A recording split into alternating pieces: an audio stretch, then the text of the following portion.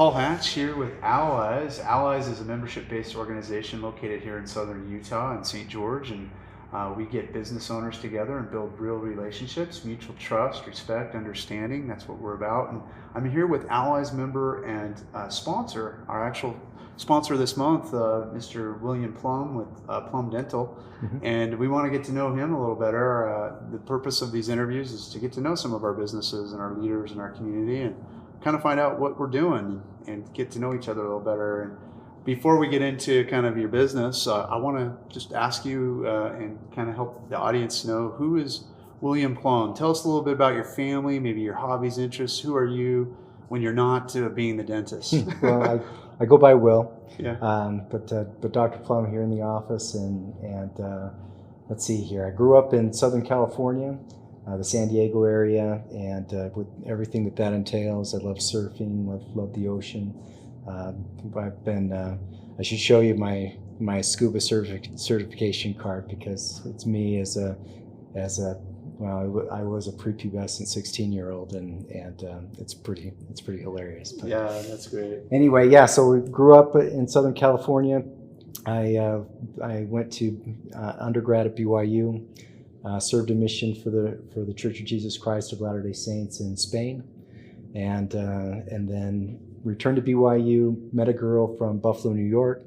We got married, and following graduation, we got accepted into dental school in Buffalo. It was the State University of New York at Buffalo. One of the reasons why I really wanted to get in there was not only because campus was just a few minutes away from where my wife's family was, but also they represented every specialty in dentistry. There's 7 recognized specialties in dentistry, and so those I was taught all those areas of expertise from specialists themselves, not from general dentists who would train, but from specialists. So it was really a great opportunity to learn, a good residency program. I practiced in Buffalo as an associate following graduation for a few years, and then in 2009 we picked everything up, moved to St. George, bought this place, and why St. George? Just curious, like. You know, it's a great story. My wife's mother, she was shortly after we moved to Buffalo, she was widowed unexpectedly. My wife's father passed away. He was only 49 years old, and my wife's mother just kind of on a whim thought, well, you know what, I don't know what I'm doing here in Buffalo, and so she just had a feeling that she should move to St. George. So she moved, and it was on a trip out to visit her that we found this practice. And so I had some cousins growing up in St. George. I spent a lot of time in Zions. I loved the area. There were a couple guys in dental school in my class that were from Southern Utah, and they were just awesome guys. And at that point, I had 3 boys and a girl, and I thought, man, if I could get these boys to grow up like these guys, then St. George is the place to do it. So I was interested in being here, but this has been by far the best place. I love St. George. Well, I know some of your hobbies. He loves to go canyoneering and all that. I want to talk to you about that. Love the outdoors and hiking, canyoneering. I love the lakes. I've gotten into fishing. Oh, yeah. I'm horrible at it, but I love it. One of the things about me, I guess, is that I'm an eternal optimist, which is That's probably good. Why I golf, because I'm so hopeful that one day I might be good at it. But anyway, just love everything outdoors, and in St. George, it's just there's so many opportunities to. So you got children? Tell me about your beautiful wife. Thank you. Three boys and a girl. The oldest is 18. The youngest is 13. And my oldest is getting ready to go to BYU. He's on a full scholarship for swimming. Yeah, quite a swimmer. Yeah. Little Michael Phelps there. Yeah, he's got a couple of state records. He's an awesome kid. All my kids are great, and daughter's number 2. She'll be a senior this year, and then I've got a couple. Let's see, a 15-year-old and a 13-year-old boy. They're just awesome kids. Yeah, well, that's what it's all about. It's always about family and community, and there's no doubt you're a family man, community man. Well, let's talk a little bit about dentistry. We just walked through. We did a Facebook Live prior to this interview, and kind of got to see your amazing facility and some of the technology you have.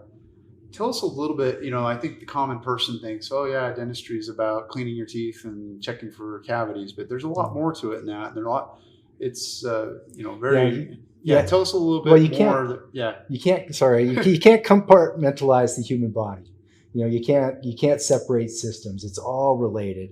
I'm in dentistry because I'm a firm believer that you can't be healthy without a healthy mouth.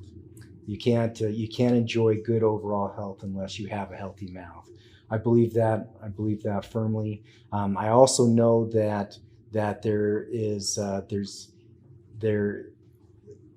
well, if somebody doesn't have a healthy smile, you notice it. It's one of those things that you notice right away. And so not just physical health, but your self-image, your emotional health, I think, is really dependent on having a healthy mouth, having a nice smile. Um, but but I think that's true throughout the animal kingdom. You'll remember the movie Seabiscuit, where they were all hyped up about this horse, and they put it head to head with another championship thoroughbred, and Seabiscuit got beat, and they're all confused about it. And as the trainer's walking the horse back, he realizes that Seabiscuit had an infected tooth, an abscessed tooth, and so they ended up treating the horse. They took the tooth out, and then Seabiscuit started kicking everybody's butt. So it's true throughout the animal kingdom, but particularly among us humans, that oral health is really super important. And it's all tied together. I was telling before the interview, a good friend of mine used to run our shipping department when I was in the printing business. Found out a few years after we sold the business that he passed away, and it had to do with some issues with his oral health. Mm-hmm. And that really shocked me. And I think most people don't think that it's a life or death thing, having good oral health, but absolutely. Yeah, well, like I said, you can't separate parts of your body, and the mouth happens to be one of those areas where there's a ton of bacteria. And some of it's good bacteria, and some of it's bad bacteria. And if you're dealing with a situation where you have more bad bacteria than good bacteria, then that not only puts you at a higher risk of tooth decay and gum disease, but also what we call bacteremias, which is bacteria getting into your bloodstream and causing other issues in other parts of your body. They have found really similar plaques of bacteria to what you find in your mouth, what you find in regular gum disease around the heart, around the arteries of your heart. They've related oral health to diabetes, to chronic obstructive pulmonary disease. I mean, just all these different things because inflammation is consistent in your body. And if you have an area that's causing inflammation, it's going to make you more prone to inflammation in other parts. And so there's a mechanism of action there that if you don't have a good foundation of a healthy mouth, then you're going to struggle in other aspects. It's particularly poignant today with COVID issues. COVID, as you know, is a respiratory illness, and what the research shows is that people do much better against respiratory illnesses when they have a healthy mouth. Sure. And so when this thing hit, they forced dental offices to close down. Fortunately, there haven't been any documented cases of COVID transmission into or out of a dental office. But really, dental offices should be the last thing that's closed down during an epidemic like that, because people, in order to best defend themselves against these types of illnesses, they need to have a clean mouth. Sure, that makes sense. Tell us a little bit. I know when we did our walkthrough, we talked about some of your other services, but maybe just for this audience, tell us a little bit about some of the other expertise you have and other services you provide. Thank you. We do everything you can imagine, from preventative care, cleanings, deep cleanings, to more invasive procedures, oral surgery, extractions, implant placements. I've got specialized training in cosmetics, and so we do a lot of cosmetic dentistry here.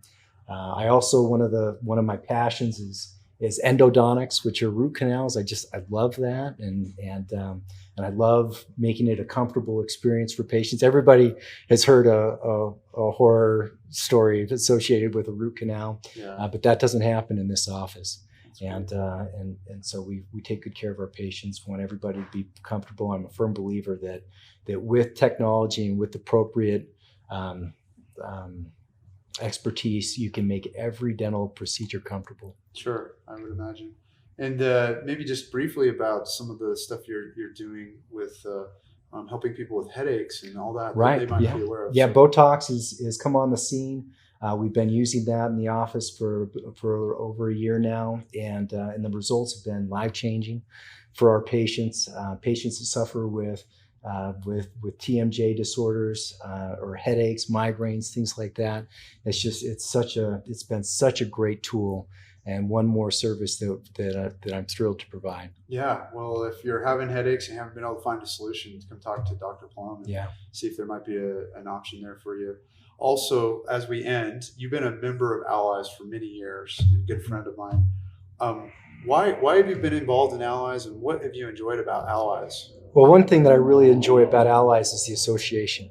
Being able to meet and rub shoulders with other business owners, with people that want to make a difference in the community, and it's really nice to have somebody ask a question or have a concern or a problem, and me to say, yeah, I know what happened.